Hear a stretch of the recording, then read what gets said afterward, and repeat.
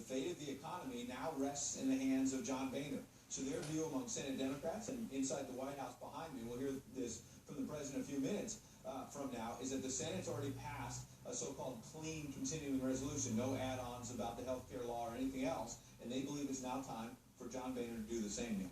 So there are no ifs, ands, or buts on that. I mean, even a delay and then employment or canceling the device tax. That's right. They just will not negotiate any of that.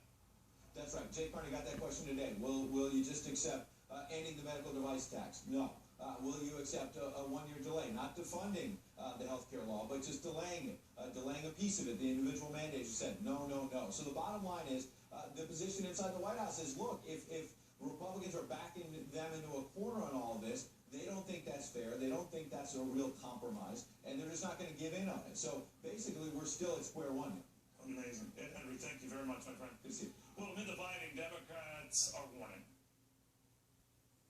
The Republican CR also lays the groundwork for a default on our debt. We can't have any kind of meaningful negotiations under the cloud of potential default, the first in U.S. history. Republicans who are willing to default on paying Americans' debt. Threats and willingness to default. They would push the button, throw America into default for the first time in history, and risk throwing us back into a recession. By the way, a quick update here. You don't default with a government shutdown. You default if you don't make good on the interest payment. Some interpret it Social Security or Medicare check, but you don't default when the government shuts down. We got Market Watcher Dave Maney here to explain. Dave. Well, Neil, there's something called conflation going on here, which is the act of intentionally confusing two different issues for purposes of making a point.